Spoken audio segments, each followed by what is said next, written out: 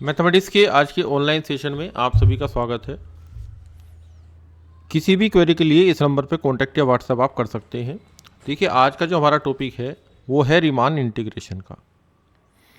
Basically होता क्या है कि जब 12th लेवल पे आप इंटीग्रेशन की स्टडी करते हैं तो उसको आप reverse process of the differentiation के तरीके से रीड करते हैं। तो देखिए, लैंग्वेज देखिए क्या लिखी गई है। Generally, the process of integration is defined as the inverse of the reverse process of the differentiation। ये चीज़ आपने अब तक पढ़ रखी है। A function f is called the integral of the function f। क्या कंडीशन आए अगर हमारे पास f डैश x बराबर एफ एक्स आए। ये स्टडी आपकी थी 12th तक की। डोमेन डी पे डिफाइन होना चाहिए function. In the view of this definition, इस डेफिनेशन को ध्यान में रखते हुए वी में डिफाइन दैट, हम ये डिफाइन करेंगे कि definite integration is the process of summation. ठीक है, 12th क्लास में जब आपने डेफिनेट इंटीग्रेशन पढ़ा था, और थोड़ा सा ध्यान से समझने की कोशिश करें कि जो आपने डेफिनेट इंटीग्रेशन की जो स्टडी करी थी उसको हमने एरिया से पढ़ा था। एरिया के कंसेप्ट से हमने क्या पढ़ा था कि अगर हमारा फंक्शन नॉन नेगेटिव है ए से बी के बीच में, हमें इस एरिया को फाइंड आउट करना है। ये एरिया आपको ये शो हो रहा है जो मैंने ग्रीन कलर से मार्क किया है। इसको हम किस तरीके से कर सकते थे, ए टू बी एफ एक्स और टी एक्स। और बेसिकली हमने क्या किया था, इसको अगर आप इसका प्रोसेस समझने का प्रयास करेंगे तो यहाँ पे ए से बी तक जब हमने इसका एरिया निकाला था तो छोटी छोटी स्ट्रिप में हमने इसको बांट लिया था। और एक पार्ट की जो लेंथ है, जो इंटरवल ए बी इंटरवल है जिसके हमने टुकड़े किए हैं, उसको n इक्वल पार्ट्स में हम डिफाइन करते थे और limit n tending to infinity apply करते थे। इसकी आपके पास जो चौड़ाई होती थी वो h होती थी। और बेसिकली हम क्या करते थे, रेक्टेंगल का जो एरिया है, यहाँ पे जो रेक्टेंगल बनेगा, थोड़ा सा मैं इसको बड़ा करके दिखाता हूँ आपको। यहाँ पे जो रेक्टेंगल आपका बनेगा, ये रेक्टेंगल जो आपके बन रहे हैं, इन रेक्टेंगल्स के एरिया का वो क्या होता था, लिमिटिंग सम होता था। लिमिटिंग सम, इसको दो तरीके से फाइंड आउट कर सकते थे। या तो हम नीचे वाले रेक्टेंगल का एरिया लें या फिर हम ऊपर वाले रेक्टेंगल का एरिया लें। और जो हमारे पास इंटीग्रेशन आता था, integration a to b f x d x, जिसको मैंने पहले डिफाइन किया था यहाँ पे, ये जो इंटीग्रेशन है इसको हमने लिख दिया था कि ये एरिया इस इंटीग्रेशन के बराबर होगा। तो 12th क्लास की जब आप स्टडी करते हैं तो यही कंसेप्ट आपको समझाया जाता है। अब ये जो प्रोसेस था आपका इंटीग्रेशन का, देखिए फुल्ली डिफाइंड था किस पे, ये आपका ज्योमेट्रिकल कंसेप्ट पे डिपेंडेंट था। यहाँ पे एक लाइन लिखी हुई है कि यहाँ पे ज्योमेट्रिकल, ये जो एरिया आपने फाइंड आउट किया था ये आपका जियोमेट्रिकली चल रहा था। और इस डेफिनेट इंटीग्रेशन से ही हमने क्या जनरेट किया था, इनडेफिनेट इंटीग्रेशन। इनडेफिनेट इंटीग्रेशन, ये चीज़ आपको क्लियर हो गई। अब इस प्रोसेस से अलग आप ध्यान दीजिए, जर्मन मैथमेटिशियन थे GFB रीमान। इन मैथमेटिशियन ने ये कहा था कि जो आपका प्रोसेस ऑफ इंटीग्रेशन है, इसको रिवर्स प्रोसेस ऑफ डिफरेंशिएशन ना कह के इसको आप एक अर्थमेटिकल कंसेप्ट के थ्रू डिफाइन करेंगे। बेसिकली वर्किंग तो वही थी जिस तरीके से हमने एरिया वाले कंसेप्ट से करी थी, लेकिन अब उसको उससे इंडिपेंडेंट होके ये जो स्टडी हमने करी है, ये जो कंसेप्ट इन्होंने दिया था रीमान ने, ये आपका जो पहला वाला जो आपका डेफिनेट इंटीग्रेशन था तो वो डिपेंड किस पे था, ज्योमेट्रिकल कंसेप्ट पे। तो यहाँ पे इंडिपेंडेंट ऑफ ज्योमेट्रिकल कंसेप्ट पे एक रीमान इंटीग्रेशन को डिफाइन किया गया। अब देखिए, जो स्टडी हमने आपको कराई है उसको हमने थोड़ा सा ब्रीफ किया है कि जो फर्स्ट नंबर पे डेफिनेट इंटीग्रेशन आप पढ़ते हैं, ये स्टडी चल रही है आपकी 12th क्लास की। ये depend on the area concept, जो मैंने आपको भी बताया था। दूसरी बात क्या है कि इंडेफिनेट इंटीग्रेशन जो आपने 12th लेवल पे पढ़ा है वो आपका ऑब्टेन्ड हुआ है किससे, जो आपने डेफिनेट इंटीग्रेशन डिफाइन किया है ऊपर, उससे ये हमारा ऑब्टेन्ड हुआ है। अब रीमान ने क्या किया था, रीमान ने डिफाइन किया, एक अर्थमेटिकल अप्रोच डिफाइन करी इंटीग्रेशन की, जो कि आपकी क्या कहलाई, रीमान इंटीग्रेशन। तो रीमान इंटीग्रेशन को सीखने के लिए कुछ फंडामेंटल कंसेप्ट हैं। हालांकि ये जो कंसेप्ट हैं पिछले वाले जो इंटीग्रेशन का जो कंसेप्ट आपने 12th क्लास में पढ़ा है उससे काफ़ी मिलते जुलते हैं, और कहाँ इसमें सेपरेशन आएगा वो भी बात हम आपको बताएंगे। अब आप देखिए कि यहाँ पे सबसे पहले आपको रीड करना पड़ेगा partition of a closed interval, कि एक क्लोज्ड इंटरवल, आपने इंटरवल पढ़े हैं तो उसमें open interval, close interval, semi open, semi closed, इस तरह के इंटरवल आपने पहले स्टडी करे हैं।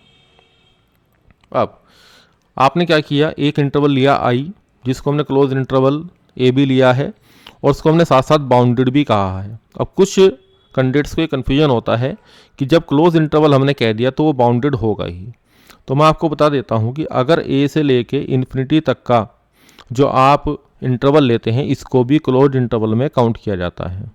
तो ये क्लोज इंटरवल तो है, लेकिन कुछ लोग इस पर डाउट कर सकते हैं कि जो मैं बता रहा हूँ इसमें कहीं कुछ कन्फ्यूजन है, लेकिन ये कंडीशन क्लियर है। आप स्टैंडर्ड नोटेशन में जाके देख सकते हैं, इसको क्लोज इंटरवल में लिया जाता है। ओपन इंटरवल में कंडीशन क्या होती है, आपके पास ए और बी जो नंबर होते हैं वो फाइनाइट होने चाहिए। अब यहाँ चूंकि हमने इन्फिनिटी को इन्वॉल्व कर लिया इसके अंदर, तो यहाँ पे इसको क्लोज इंटरवल कहा जाता है, लेकिन ये बाउंडेड नहीं है। क्या कंडीशन डिफाइंड हुई कि ये जो इंटरवल है ये आपका बाउंडेड नहीं है। तो इसका मतलब क्या हुआ कि हमें क्लोज्ड के साथ जो बाउंडेड वर्ड का यूज करना पड़ा।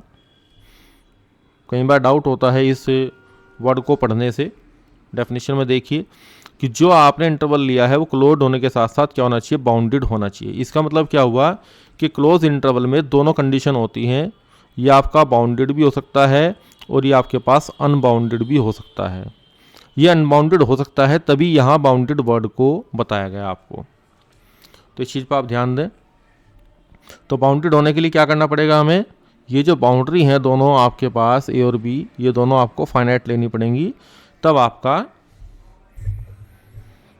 जो इंटरवल है, जो हमारे पास रीमान इंटीग्रेशन है जिसको हम डिफाइन कर रहे हैं, तब उसको हम काउंट करेंगे। Then a finite set, then a finite set. अब यहाँ पे मैंने एक वर्ड लिखा है अपनी तरफ से, ऑर्डर्ड। कुछ बुक्स में लिखा हुआ है, मैंने अपनी तरफ से नहीं लिखा है, यहाँ मैंने इसको ऐड कर दिया है कि ऑर्डर्ड फाइनाइट सेट। यहाँ पे क्या होना चाहिए, ordered finite set of points. अब आपने क्या किए, सामान्य भाषा में समझने का प्रयास कीजिए कि नंबर लाइन पे आपने क्लोज इंटरवल ए बी बना लिया। अब आपने उसके टुकड़े करने शुरू कर दिए। ये जो टुकड़े आपने किए हैं ये बराबर भी हो सकते हैं और बराबर नहीं भी हो सकते, इक्वल और अनइक्वल दोनों हो सकते हैं। तो यहाँ इसमें डिफाइन किया कि इसको आपको एक्स नोट से डिफाइन करना है और इसको बी को आपको एक्स एन से डिफाइन करना है। उसके बाद ये नंबर x1 आ गया, ये नंबर आपका x2 आ गया, ये नंबर आपका x3 आ गया। ये इनके बीच में जो डिफरेंस हमने लगाया है बराबर भी हो सकता है। थोड़ा सा मैं इसको एनालाइज करके दिखाता हूँ। ये इंटरवल आपका देखिए कम ज़्यादा दिखाई दे रहा है, तो इसको हम बराबर भी ले सकते हैं और बराबर नहीं भी ले सकते। दूसरी बात एक और है इसमें कि जनरल स्टडी जो हम करते हैं उसमें इक्वल पार्ट्स में डिवाइड करते हैं। किसमें, इक्वल पार्ट्स में डिवाइड करते हैं आप। जब रीमान सम निकालेंगे अभी आपको बताएंगे, उसमें हम इक्वल पार्ट्स में डिफाइन करते हैं इसको। जनरली जो कंसेप्ट बनाया गया था पार्टीशन का, उसमें इक्वल और अनइक्वल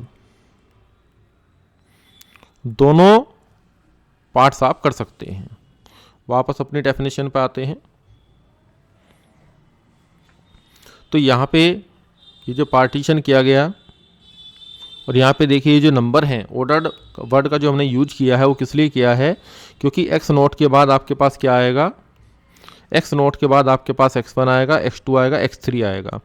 जब भी हम सेट लिखते हैं तो सेट में ऑर्डर डिफाइन नहीं होता, लेकिन यहाँ हमारी मजबूरी है जब हम पार्टीशन कर रहे हैं तो ये जो टुकड़े जहाँ जहाँ से इसके टुकड़े होंगे इस इंटरवल के, वो जो पॉइंट्स हमारे पास हैं जिससे हमने इसको डिवाइड किया है, वे टुकड़े हमें एक ऑर्डर्ड फेस में लेने पड़ेंगे। इसलिए यहाँ पे वर्ड आपका ordered finite set of points, और इसमें जो नंबर ऑफ पॉइंट्स होते हैं, इसके अंदर जो नंबर ऑफ पॉइंट्स हैं, जब इसको जो n इक्वल पार्ट्स में डिवाइड करेंगे या n पार्ट्स में डिवाइड करेंगे, इक्वल में अभी नहीं लेता है यहाँ पे, n पार्ट्स में इसको डिवाइड किया तो जो हमारा सेट है उसके अंदर जो ऑर्डर्ड सेट मैंने लिखा है इसके अंदर n+1 पॉइंट्स होते हैं। देखिए आप एक लाइन के सपोज कीजिए यहाँ पे एक लाइन के आप 3 टुकड़े करते हैं, तो बेसिकली जो पॉइंट हमारे पास आएंगे पहला, दूसरा, तीसरा, चौथा, उस पूरे इंटरवल को तोड़ने के लिए हमें जो नंबर ऑफ पॉइंट्स काउंट करने होंगे स्टार्टिंग से लेकर लास्ट तक वो 4 होंगे। लेकिन यहाँ पे जो आपके पास टुकड़े प्राप्त हो रहे हैं वो 3 टुकड़े प्राप्त हो रहे हैं। तो मैंने यहाँ आपको बताया है कि n टुकड़े इसके करने के लिए हमें n+1 पॉइंट्स रिक्वायर्ड होंगे। तो 2 चीज़ें आपको क्लियर हुई कि जो पार्टीशन हमारे पास है, ये जो हमने लिखा है इस कॉल्ड है पार्टीशन और डिवीजन, और लास्ट में एक रिमार्क आपका लिखा हुआ है, इसको पढ़ सकते हैं। Partition of A set is also called dissection. Dissection का मतलब होता है सेक्शन वाइज अलग अलग करना, या फिर नेट। नेट का मतलब क्या होता है? जाल। किसी भी नाम से इसको कह सकते हैं हम, लेकिन जनरली हम इसको क्या बोलते हैं? पार्टीशन बोलते हैं। अब आपने क्या किया, ये जो आपने पार्टीशन किया था ऊपर, ये हमारे पास नंबर लाइन पे क्लोज इंटरवल ए बी हमारे पास था, और यहाँ से आपने इसको x0 लिखा, फिर यहाँ पे x1 लिखा, फिर x2 लिखा। अब ये जो टुकड़े हमारे पास फाइंड आउट हो रहे हैं, ये टुकड़ा, इसको आपने एक सब इंटरवल बनाया। वो सब इंटरवल क्या है? आपका I1 है। I1 क्या है? x0 से लेके x1 तक। फिर आपका जो I2 है, ये जो टुकड़े हैं इसको हमने सब इंटरवल की फॉर्मेशन में लिख के दिखाया आपको। फिर I2 आएगा, उसको हम क्या लिखेंगे? x1 x2। फिर IN आएगा xn-1 से लेके xn तक, और जो लास्ट वाला पॉइंट है वो हमारा b के इक्वल होगा। तो ये जो b है हमारा, ये क्या हो जाएगा? xn हो जाएगा। R code the segment of the partition. Segment क्या होता है? किसी भी चीज़ का, जैसे लाइन सेगमेंट है तो ये पूरी लाइन का कोई अगर हम हिस्सा ले लें यहाँ से a से लेके b तक, तब इस हिस्से को हम क्या बोलते हैं? सेगमेंट बोलते हैं। तो बेसिकली इसी तरह की वर्किंग यहाँ पे हो रही है कि हमने एक लाइन के, इस लाइन के हमने जो क्या किए, जो छोटे छोटे पार्ट्स किए हैं, डिसेक्शन किए हैं, इन छोटे छोटे टुकड़ों को हम क्या कहेंगे? सेगमेंट कहेंगे। और वैसे हम मैथमेटिकल लैंग्वेज में क्या कहेंगे इसको? सब इंटरवल। उसके बाद आती है कि जो आपने टुकड़े किए हैं, सब इंटरवल हैं, इनकी लेंथ कैसे डिफाइंड होगी? तो हम उसको डेल्टा आर ऐसे बना देते हैं या डेल्टा एक्स आर ऐसे बना देते हैं। आप किसी भी नोटेशन का यूज कर सकते हैं। कुछ बुक्स में इसको लिया गया है, कुछ बुक्स में इसको लिया गया है, किसी का भी यूज कर सकते हैं।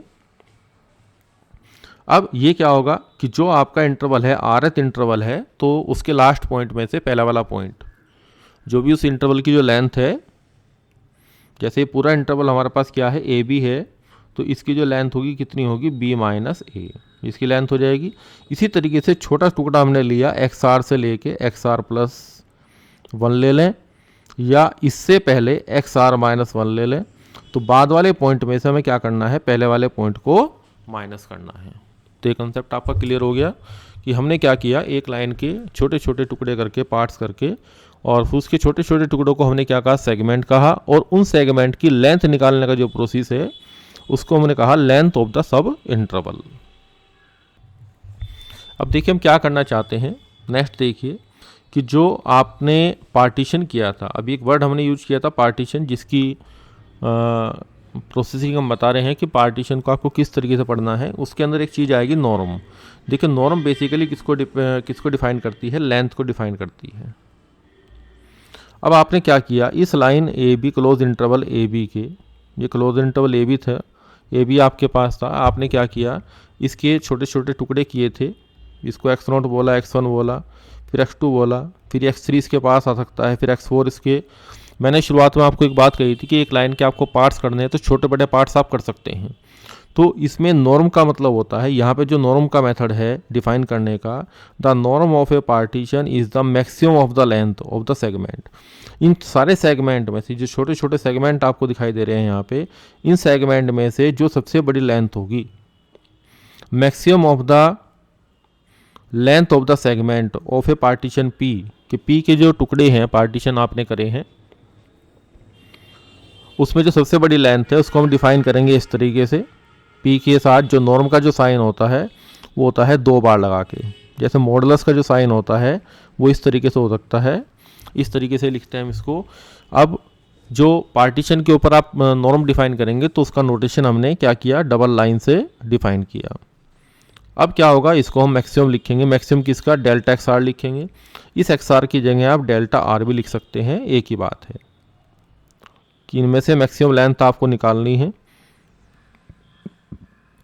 यह हम लिखें कि डेल्टा 1 डेल्टा 2 से लेकर डेल्टा एन तक, यहाँ तक जो भी मैक्सिमम इसमें से लेंथ होगी उसी को हम क्या कहेंगे, उस पार्टीशन का नॉर्म्स कहेंगे।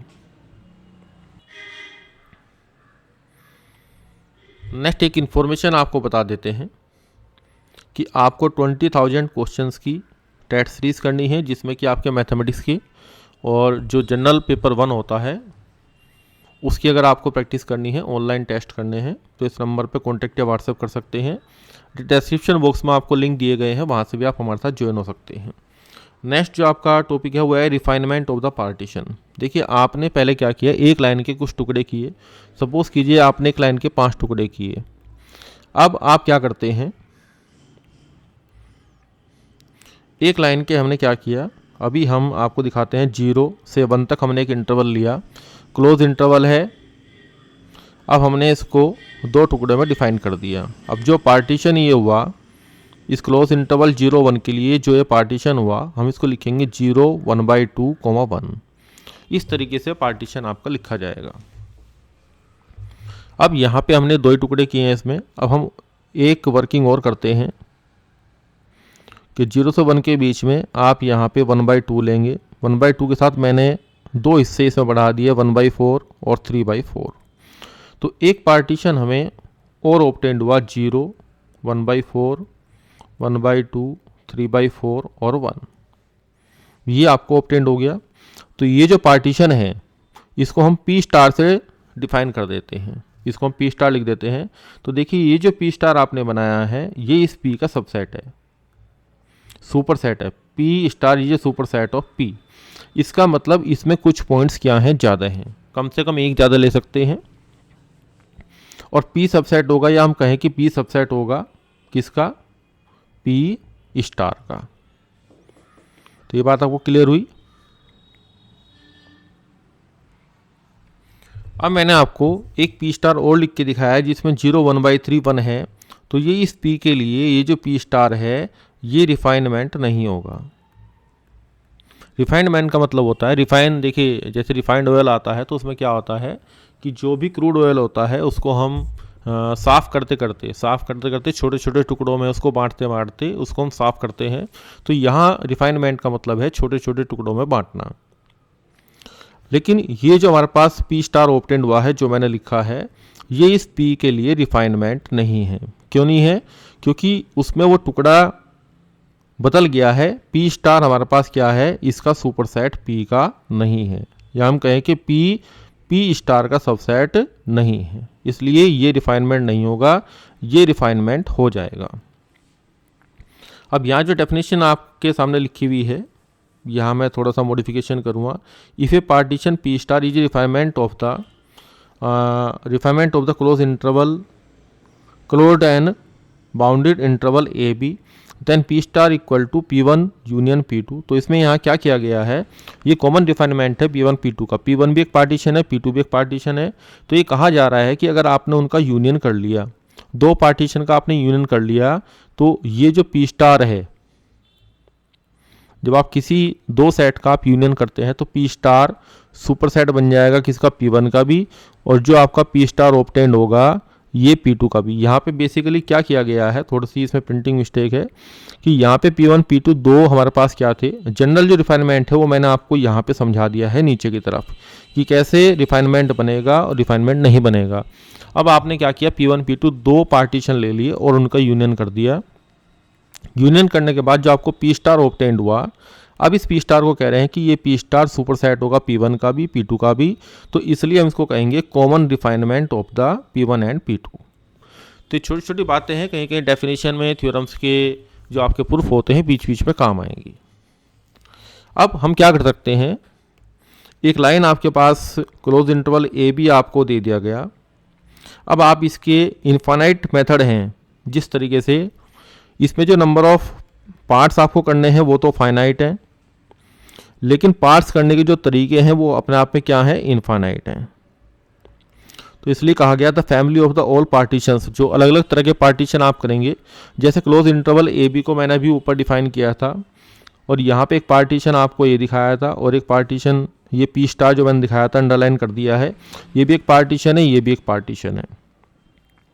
तो एक क्लोज इंटरवल, क्लोज और बाउंडेड इंटरवल के ऊपर हम बहुत सारे जो टुकड़े करने के जो तरीके हैं लाइन को, बहुत सारे हो सकते हैं। तो उन सभी की फैमिली को, the family of all partition of a close interval a b is denoted by, P को हम ऐसे लिखते हैं, पी को थोड़ा सा डार्क कर देते हैं, या कई बार बुक में ऐसे भी लिखा होता है, कई बार ओब्लिक भी लिखा हुआ होता है, और ए बी क्लोज इंटरवल आपका लिखा हुआ होता है। किसी भी तरीके से आप लिख सकते हैं, कोई इसमें प्रॉब्लम नहीं है।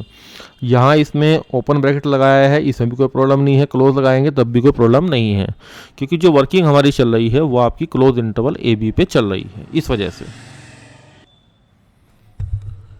नेक्स्ट देखिए हमने क्या कहा आपको, यहाँ पे एक स्टेटमेंट लिखा हुआ है कि अगर हमारे पास पी स्टार रिफाइनमेंट है किसका, पी का, और उसके बाद पी डबल स्टार रिफाइनमेंट है किसका, पी स्टार का, तो ये कहने की कोशिश कर रहे हैं कि पी डबल स्टार जो है हमारे पास वो रिफाइनमेंट हो जाएगा किसका, पी का। देखिए जो आपका पी स्टार है वो सुपर सेट है किसका, पी का, एंड साथ साथ हमने ये कहा कि जो पी स्टार है, पी डबल स्टार, इसका रिफाइनमेंट हमारे पास क्या है, P double star P star का क्या है, रिफाइनमेंट है। तो इन दोनों को जब आप कंबाइन करेंगे तो जो पी डबल स्टार है वो रिफाइनमेंट हो जाएगा किसका, पी का। बस ये बात कहने की कोशिश की गई है। आप ऐसे भी समझ सकते हैं, थोड़ा आसान लगेगा, कि पी सबसेट है पी स्टार का, और पी स्टार सबसेट है किसका, पी डबल स्टार का। तो क्या इम्प्लाइज होता है, ए बी का सबसेट है, बी सी का सबसेट है, ए बी का सबसेट है, और बी सी का सबसेट है। तो ये जो ए है इस सी का क्या हो जाएगा, सबसेट हो जाएगा। तो पी सबसेट हो जाएगा किसका, पी डबल स्टार के। तो ये चीज़ अगर हम ए बी सी के टर्म्स में काउंट करते हैं तो बहुत जल्दी समझ में आ जाती है, बस यहाँ नोटेशन थोड़ा सा चेंज है, इसको आप ध्यान रखें। बाकी प्रैक्टिकल जो हम कर रहे थे 12th क्लास के लेवल पे, वही चीज़ थोड़ी सी एक्सटेंशन में आ रही है, तरीका समझने का, सोचने का थोड़ा सा बदल गया है। अब देखिए रिमान इंटीग्रेशन को जो हमने अभी स्टार्ट किया था आज के लेक्चर में, तो वहाँ एक बात हमने आपको बताई थी कि रिमान ने जो डेफिनेशन दी थी, उस डेफिनेशन के अंदर सबसे पहले रिमान की डेफिनेशन को स्टडी करने के लिए हमें पार्टीशन को समझने की आवश्यकता पड़ती है। पार्टीशन के बाद भी अब एक हम चीज़ देखते हैं, पार्टीशन में हमने एक चीज़ आपको बताई थी कि पार्टीशन में जो आप इंटरवल लेते हैं वो क्लोज इंटरवल ए बी होता है, वो बाउंडेड होना चाहिए, बाउंडेड होने के साथ साथ क्लोज्ड भी होना चाहिए, क्योंकि वो कई बार अनबाउंडेड वाले केस में भी, क्लोज वाला केस जो है अनबाउंडेड वाले केस में भी चला जाता है। जैसे हमने आपको बताया था कि ए से इन्फिनिटी वाला, कि आपका 1 to इन्फिनिटी जो इंटरवल है इसको हम बाउंडेड में कंसिडर करते हैं। तो ऐसा इंटरवल हमें नहीं लेना है जिस पर हमें फंक्शन को डिफाइन करना है। फाइनली हमें इंटीग्रेशन जो करना है वो तो फंक्शन का ही करना है। तो जो फंक्शन आप लेंगे, जो किसी क्लोज इंटरवल, क्लोज और बाउंडेड इंटरवल, ये जो वर्ड हम आपको बार बार बोल रहे हैं क्लोज्ड और बाउंडेड इंटरवल, ये जब डेफिनेशंस आप पढ़ते हैं तो वहाँ आपको ये बात समझ में आएगी। और जो आपके ऑप्शन आते हैं ना, क्वेश्चन ऑब्जेक्टिव क्वेश्चन में जो ऑप्शन आते हैं, वहाँ भी इन छोटी छोटी चीज़ों का डिफरेंस होता है। तो डेफिनेशन में अगर ये चीज़ हमने समझ रखी है, देखिए आपका रियल एनालिसिस, थोड़ा सा एनालिसिस करने वाला पार्ट है, और समझ भी रहे हैं जब आप इस लेक्चर को सुन रहे हैं कि एनालिसिस करने में छोटी छोटी चीज़ों का बहुत ज़्यादा ध्यान रखा जाता है, क्योंकि यहाँ न्यूमेरिकल कंसेप्ट से हटके थोड़ी सी और चीज़ें चलती हैं साथ में, जो कि कंसिडरेशन में स्टार्टिंग में लेनी पड़ती है हमें, वो जो मैथमेटिशियन ने ली थी। क्यों ली थी उसका कारण हम आपको समझा रहे हैं। और एफ जो आपने यहाँ पे लिया है वो क्या होना चाहिए, हमारा बाउंडेड होना चाहिए, यानी कि वो अनबाउंडेड नहीं होना चाहिए। जैसे y equal to 1/y equal to f x equal to 1/x है। अब देखिए अगर हम क्लोज इंटरवल 0 1 ले लें तो ये फंक्शन 0 पे क्या है, अनबाउंडेड है। अब देखिए जो इंटरवल हमारे पास है 0 1, ये तो हमारे पास क्या है, क्लोज और बाउंडेड है, जो फिगर में आपको दिखाया गया है। लेकिन जब हम ग्राफ बनाते हैं y इक्वल टू 1/x का, तो वो ग्राफ इस तरीके से बनता है, जिसको कि आप क्या कहते हैं, रेक्टेंगुलर हाइपरबोला। तो यहाँ पे हमारा फंक्शन क्या है, ये जो फंक्शन है ये हमारा इस 0 पे, इस क्लोज इंटरवल 0 1 पे बाउंडेड नहीं है, क्योंकि 0 पे क्या कर रहा है, टेंडिंग टू प्लस इन्फिनिटी दे रहा है, जीरो पॉजिटिव पे कहाँ जाएगा, टेंडिंग टू पॉजिटिव इन्फिनिटी, ये ऊपर की तरफ जा रहा है। जैसे जीरो की तरफ जाएंगे वैल्यू बड़े होते होते इसकी इन्फिनिटी की तरफ जाएगी। तो इसलिए हम यहाँ पे उन्हीं फंक्शंस का इंटीग्रेशन करेंगे, या कहेंगे कि हम उन्हीं फंक्शंस का रिमान इंटीग्रेशन कर सकते हैं जो कि एक क्लोज और बाउंडेड इंटरवल पे डिफाइंड होते हैं। पहली बात, क्लोज और बाउंडेड इंटरवल पे डिफाइंड होंगे, और इस क्लोज और बाउंडेड इंटरवल पे फंक्शन हमारे पास क्या होना चाहिए, बाउंडेड होना चाहिए। ये चीज़ मैंने इस लेक्चर के अंदर कई बार रिपीट कर दी है, क्योंकि जब इंटरव्यू में आपसे क्वेश्चनिंग होगी तो इन्हीं चीज़ों में आपसे क्वेश्चन पूछा जाएगा। अब देखिए जो नेक्स्ट हमारा टॉपिक है आज के लेक्चर में वो क्या है, ध्यान से देखिए। Lower Riemann sum and upper Riemann sum and oscillatory sum, इन तीनों कंसेप्ट की हम स्टडी करेंगे। सबसे पहले देखिए कि हम रियल एनालिसिस की स्टडी कर रहे हैं, तो यहाँ पे एक वर्ड यूज हुआ है डेफिनेशन में, रियल वैल्यूड फंक्शन। तो जैसे हमारे कॉम्प्लेक्स वैल्यूड फंक्शन भी होते हैं तो वो आपको नहीं लेने हैं। यहाँ पे रियल वैल्यूड फंक्शन हम लिखें या ना लिखें, या फंक्शन लिखें, तो वो रियल वैल्यूड फंक्शन ही ट्रीट किया जाता है। तो देखिए जो फंक्शन हमारा है, फंक्शन हमारा कैसा है, बाउंडेड है। फंक्शन हमारा बाउंडेड है, ये बात मैंने अभी आपको बताई थी कि फंक्शन जो आपको लेना है वो आपका बाउंडेड होता है। किस पे, bounded real valued function defined on the bounded, कहाँ डिफाइन है, वो डिफाइन है bounded and close interval A P पे। अब बार बार हम इसको रिपीट नहीं करेंगे, क्योंकि काफ़ी बार हमने आपको इससे पहले बता दिया इसमें कि इसका हम यूज क्यों कर रहे हैं। उसके बाद जो पी आपके पास है, ये भी हमने आपको डिफाइन कर दिया कि ये कोई भी एक एनी पार्टीशन, कोई भी एक पार्टीशन है किस पे, क्लोज इंटरवल ए बी पे। अब यहाँ मैं क्लोज इंटरवल ए बी का नाम लूँगा तो उसको क्लोज एंड बाउंडेड आप अंडरस्टूड हैं कि समझ जाएंगे। लेट एम आर, अब ये चीज़ इंपॉर्टेंट है, M r and capital small M r and capital M r ये रेस्पेक्टिवली क्या है, इन्फीमम है और सुप्रीमम है फंक्शन एफ के इस सब इंटरवल पे। इसका मतलब ये है, आप इसको फिगर से समझने का प्रयास कीजिए कि ये जो छोटा इंटरवल मैंने बनाया एक्स आर माइनस 1 से एक्स आर तक, ये इस बड़े इंटरवल का एक पार्ट है। उस पार्ट पे हमने फंक्शन डिफाइन करा। सपोज कीजिए फंक्शन हमारा इस तरीके से जा रहा है, फंक्शन हमारा कंटिन्यूस है। सपोज कीजिए, अभी हम नॉन कंटिन्यूस फंक्शन भी लेंगे, अभी हम सिर्फ बात कर रहे हैं कंटिन्यूस फंक्शन की। अब इस इंटरवल में ये जो पॉइंट आपके पास है, ये इसका मिनिमम है, ये इसका मैक्सिमम है। दो बात आपको समझ में आ गई। तो हम इसको कहेंगे ये स्मॉल एम आर हो जाएगा, और ये वैल्यू, ये जो हमारे पास हाइट है, ये हाइट हमारे पास क्या हो जाएगी, स्मॉल एम आर, और ये हाइट हमारे पास हो जाएगी कैपिटल एम आर। तो इसको हम कहते हैं आपका इन्फीमम और सुप्रीमम।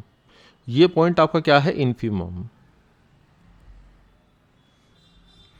और ये पॉइंट मैं थोड़ा सा बड़ा करके दिखा देता हूं आपको। ये पॉइंट आपका क्या है, ये पॉइंट आपका क्या है, सुप्रीमम। तो इन हाइट की हम बात कर रहे हैं। ये जो ग्राफ आपका जा रहा है इस छोटे से इंटरवल में, देखिए काम हर इंटरवल पे होगा, सॉरी जो भी सब इंटरवल मेरे पास हैं, बड़े इंटरवल के जो सब इंटरवल हैं उन सभी सब इंटरवल पे आप हर पार्ट पे निकालोगे। अब देखिए मैंने आपके सामने दो फिगर बनाई हैं। पहली फिगर को ध्यान से देखिए।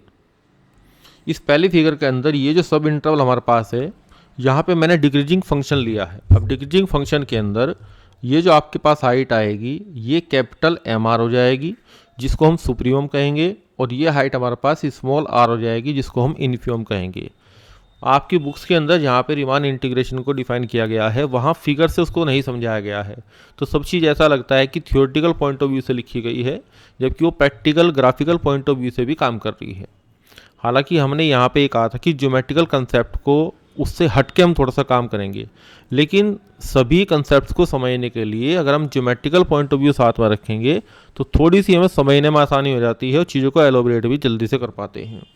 दूसरा मैंने क्या किया, क्योंकि फाइनली जो काम चल रहा है वो फंक्शन पे चल रहा है, बस यहाँ पे रिमान ने कहा था कि हम एरिया वाले कंसेप्ट से हटके एक सम की बात करेंगे, जो हमारा अभी हमने टॉपिक शुरू किया था लोअर रिमान सम और अपर रिमान सम। वो जो था वो अर्थमेटिकल अप्रोच थी, मतलब वो एरिया से अलग हटके कुछ चीज़ों को, कुछ नंबर्स को ऐड करके कुछ दो नंबर्स बनाए गए। उन्हीं नंबर्स के ऊपर अब हम क्या कर रहे हैं, काम कर रहे हैं। अब ये जो दूसरी फिगर आपको दिखाई दे रही है, इसमें जो छोटा इंटरवल आपको दिखाई दे रहा है x r minus x r से लेके एक्स आर प्लस 1 तक बना देता हूँ, क्योंकि सब इंटरवल तो किसी भी तरीके से लिख सकते हैं। अब यहाँ पे देखिए, ये जो आपके पास हाइट आ रही है ये आपकी स्मॉल आर है, और यहाँ से जो मैक्सिमम हाइट आपके पास आएगी ये कैपिटल एम आर होगी।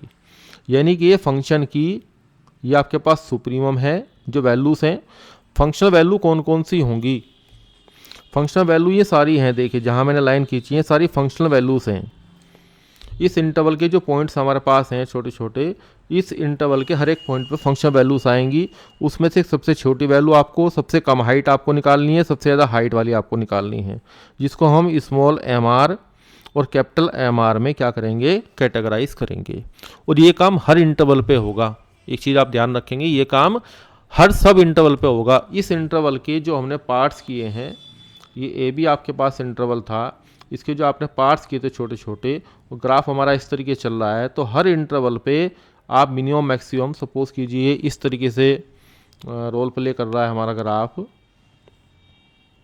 थोड़ा सा मॉडिफाई किया है मैंने। तो यहाँ पे छोटे बड़े जितने भी इंटरवल हैं इस तरीके से हर इंटरवल पे ये जो आपका, सॉरी मैं इंटरवल बोल रहा हूँ बार बार, जो इंटरवल के जो सब इंटरवल हैं छोटे छोटे, इन सभी इंटरवल पे हम क्या करेंगे, सभी जितने भी आपके सब इंटरवल होंगे, जितने भी आपके सब इंटरवल हैं, उसमें जितनी भी हाइट हमें ऑब्टेन होंगी यहाँ पे, उसमें से हम क्या लेंगे, सबसे बड़ी और सबसे छोटी। तो देखिए एक वर्ड जो हमने यूज किया है इन्फीमम, और एक वर्ड यूज किया है हमने सुप्रीमम।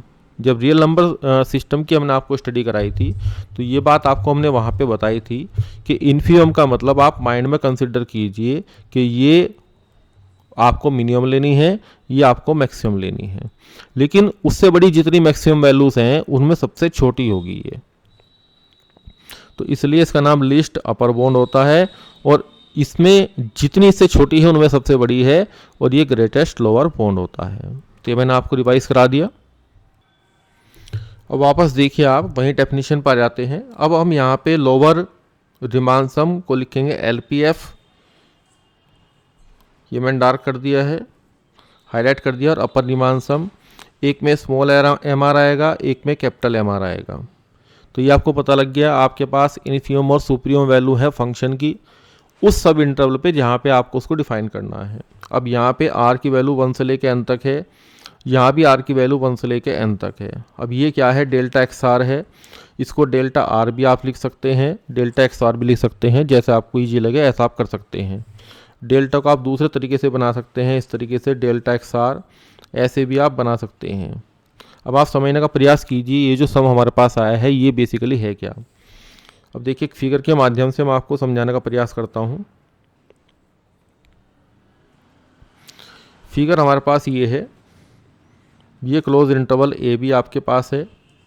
अब आपने क्या किया, इस इंटरवल के छोटे छोटे सब इंटरवल आपने कर लिए। अब ये छोटी बड़ी लेंथ के सब इंटरवल हो सकते हैं। यहाँ पे आपने x0 लिखा, फिर आपने x1 लिखा, x2 लिखा, x3 लिखा, इस तरीके से। अब हमने देखिए समीशन बनाया, समीशन है r वेरीज 1 to n। अब यहाँ पे इसी इंटरवल पर आप देख लीजिए एक पे, कि जब इस इंटरवल को आप लेंगे, यहाँ पे ये सब इंटरवल हम कंसिडर कर रहे हैं, तो इसमें जो इसकी लेंथ है उसको हम डेल्टा 1 बोलते हैं। तो ये डेल्टा एम आर और sorry sigma m r delta r बोल देते हैं इसको। तो बेसिकली क्या है, ये m1 delta 1 plus m2 delta 2, इसी तरीके से कहाँ तक है, m nवे टर्म तक है और डेल्टा nवे तक है यहाँ पे। तो ये डेल्टा हमारे पास क्या है, इंटरवल की, सब इंटरवल की ये हमारे पास क्या है, लेंथ है। और ये हमारे पास क्या है, फंक्शनल वैल्यूज हैं, m1 m2 mn, ये हमारे पास क्या है, जो इन्फीमम वैल्यूज हैं।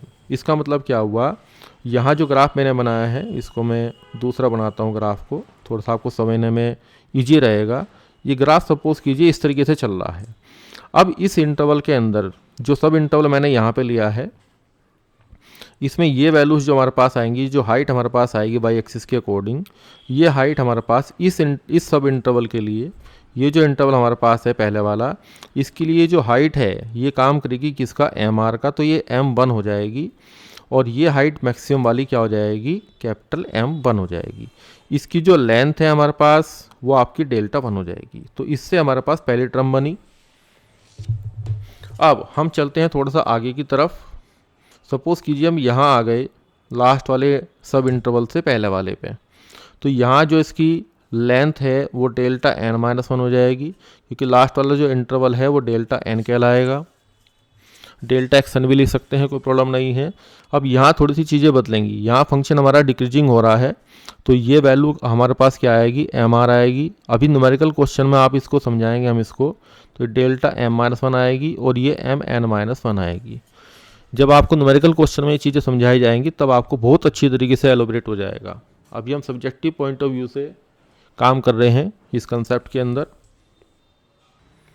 तो देखिए कंसेप्ट पर वापस आते हैं। इस respectively is called Riemann sum, lower Riemann sum and upper Riemann sum. किस पे, क्लोज इंटरवल AB पे, जो कि बाउंडेड है किसके रेस्पेक्ट में, with respect to the partition P। देखिए पार्टीशन चेंज होगा, आप उस इंटरवल के टुकड़े करने के तरीके बदलेंगे, तो उसमें क्या होगा, आपके पास कंडीशन क्या आएगी कि अलग अलग पार्टीशन के हिसाब से लोअर और अपर रीमान सम की जो वैल्यूशन हमारे पास आएंगी वो डिफरेंट आएंगी। थर्ड एक कंसेप्ट जनरेट किया गया इसके अंदर। थर्ड को देखते हैं। जो आपने अपर रीमान सम निकाला, लोअर रीमान सम निकाला, अपर रीमान सम में से लोअर रीमान सम को माइनस करेंगे, तो रेस्पेक्टिव समीशन को माइनस करने से डेल्टा XR तो बाहर आ जाएगा हर ब्रैकेट के साथ, इसलिए हम इसको इन दोनों को यहाँ पे कॉमन लेने के हिसाब से लिख सकते हैं, कोई दिक्कत नहीं है। इस क्वांटिटी को हमने किससे डिनोट किया, ओमेगा R से डिनोट किया। ये जो ओमेगा R है ये capital MR minus small MR है। तो ये जो सम हमारे पास आएगा, तो बेसिकली क्या बताएगा, अपर रीमान सम में लोअर रीमान सम में कितना फ्लक्चुएशन के उसमें वैल्यूज में कितना डिफरेंस आ रहा है। आगे जाके जो रीमान इंटीग्रल है वो इसी ऑसिलेटरी सम से डिफाइंड होगा। इससे ही कंफर्म होगा कि हमारा जो फंक्शन है वो रीमान इंटीग्रेबल है या फिर रीमान इंटीग्रेबल नहीं है। Is called the oscillatory sum. Oscillate का मतलब क्या है कि जैसे जैसे आप पार्टीशन बदलेंगे तो ये सम हमारा क्या आएगा, इस सम में चेंज आएगा, इसलिए इसका नाम क्या कहा गया, ऑसिलेटरी सम कहा गया of the function f with respect to the, किसके रिस्पेक्ट में, जो पार्टीशन पी आपने लिया है। मैंने अभी आपको बताया था कि आप पार्टीशन चेंज करेंगे तो ये इसका नाम ऑसिलेटरी सम इसी वजह से रखा गया है। एक रिमार्क की स्टडी करते हैं। The oscillatory some is denoted by omega P F. जैसा आपने लोअर रीमान सम निकाला LPF, अपर रीमान सम निकाला LPF, इसी तरीके से ओमेगा PF हमारे पास क्या होगा, ऑसिलेटरी सम होगा।